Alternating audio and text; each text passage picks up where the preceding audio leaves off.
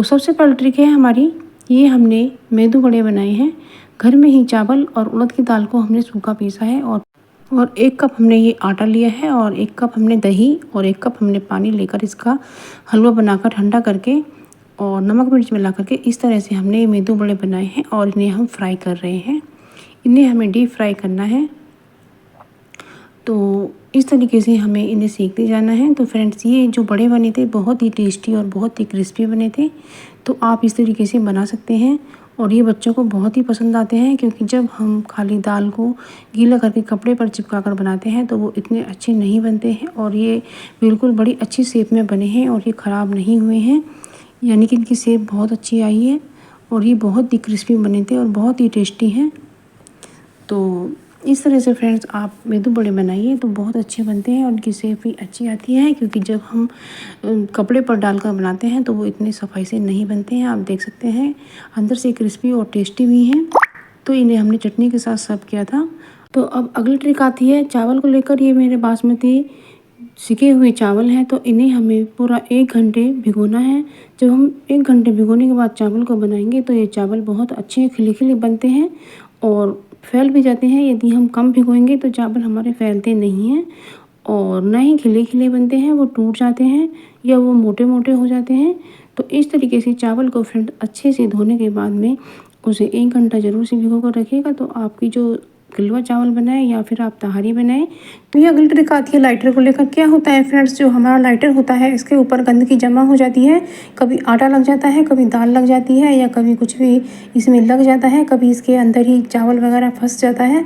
तो इस तरीके से हमें गैस पर इसे हल्का सा गर्म करना है और इसे ज़्यादा नहीं करना है, 5-10 सेकंड के लिए ही करना है और चाकू से इस तरह से हमें खुरच देना है, जिससे इसके ऊपर जो गंदगी जमा हुई है वो निकल जाए। तो इस तरह से जब हम रोज़ साफ़ सफाई करेंगे तो हमारा जो लाइटर है वो ज़्यादा चलेगा। तो इस तरीके से आप देख सकते हैं फ्रेंड्स कितनी गंदगी इस पर से निकल कर आ रही है। और इसी तरीके से यदि हम सफाई ना करें तो बहुत मोटी परत जम जाती है और हमारा लाइटर चॉप हो जाता है, वो चलना बंद हो जाता है और चिंगारी भी नहीं निकालता है। और हमें इस तरीके का नोक वाला चाकू लेना है और इसके होल में चाकू को डाल डाल करके गंदगी निकालनी है। इस तरीके से इन्हें खोलना है। तो इसमें जो परत जम जाती है वो निकलती रहती है, तो फिर लाइटर हमारा ज़्यादा चलता है और हमें परेशानी भी नहीं होती है। तो जो इसके अंदर है, इसके अंदर से भी हमें चाकू की नोक डाल करके गंदगी निकालनी है।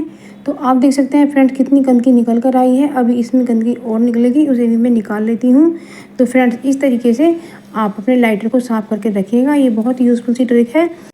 आप मेरे चैनल पर नए हैं तो मेरे चैनल को सब्सक्राइब कीजिएगा और मेरी वीडियो पसंद आने पर उसे लाइक शेयर कमेंट कीजिएगा। तो सबसे पहली ट्रिक है मेरी, मैं ये पूड़े बना रही हूँ और इसके लिए मैंने चीनी भिगो कर रख दी है और उसे थोड़ा सा घोल भी लिया है और इसमें मैं आटा डाल करके इस तरह से इसे मिक्स कर रही हूँ। तो इसमें पानी मुझे कम लगा रहा है, थोड़ा सा पानी मैंने और ऐड किया है।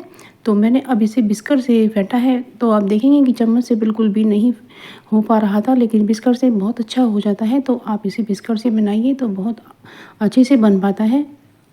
यदि आपको थिक लगे तो इसमें थोड़ा पानी ऐड कीजिएगा और यदि आपको थोड़ा लूज़ लगे तो इसमें आप थोड़ा सा आटा ऐड कर सकते हैं। तो इस तरीके से आप पूड़े का बैटर बनाइए और इसमें मैंने 1 चम्मच ऑयल डाला है।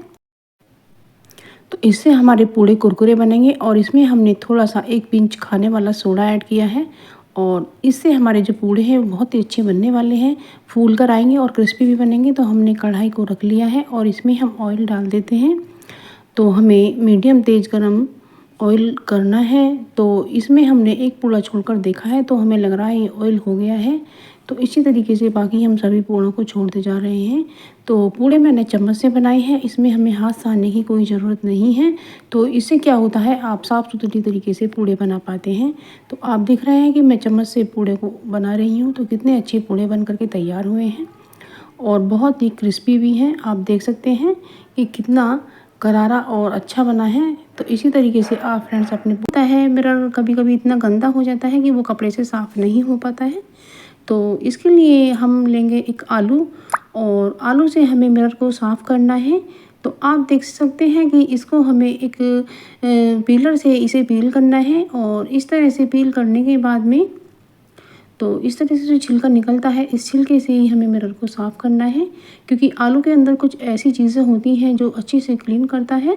तो इस तरह से आप देख सकते हैं कि मिरर कितना जल्दी से साफ़ हो रहा है। तो इसी तरीके से इसको हम किसी कॉटन के कपड़े से साफ़ कर लेते हैं। तो आप देख सकते हैं कि जो हमारा मिरर है वो बिल्कुल क्लीन हो गया है। आती है मिक्सी को लेकर, तो क्या होता है फ्रेंड्स, जो हमारी मिक्सी होती है उसके ऊपर तेल गिर जाता है या फिर चिकनाई के हाथ लग जाते हैं, तो उसको साफ़ करने के लिए हमें लेना है टैल्कम पाउडर। और पाउडर आप कोई भी कंपनी का ले सकते हैं।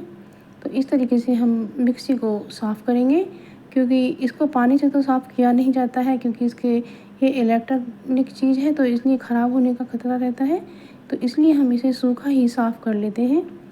तो इसको ड्राई ही क्लीन करेंगे। तो इस तरीके से हमने एक ख़राब टूथब्रश भी लिया है, और इसकी सहायता से जो इसमें चिकनाई वगैरह है वो सब निकल कर आ जाती है, और ये मिक्सी हमारी बहुत ही अच्छे से साफ़ हो जाती है। यदि फ्रेंड्स आप नए हैं तो मेरे चैनल को सब्सक्राइब कीजिएगा, और आप मुझे कमेंट सेक्शन में ये ज़रूर बताइएगा कि आप मेरी ब्यूटी दुनिया के किस गांव या शहर से देख रहे हैं, जो मुझे पढ़कर बहुत ही खुशी होगी, और मैं अगले वीडियो में आपको थैंक्स भी कर सकूंगी। अब अगली ट्रिक आती है, ये जो इसका मुंह होता है, तो इसका भी हम बहुत अच्छा सा एक ऑर्गेनाइज़र बनाकर तैयार करते हैं। तो आप देख सकते हैं कि मैंने इसे कट कर लिया है और उस पर एक ढक्कन को अच्छी तरह से चढ़ा दिया है।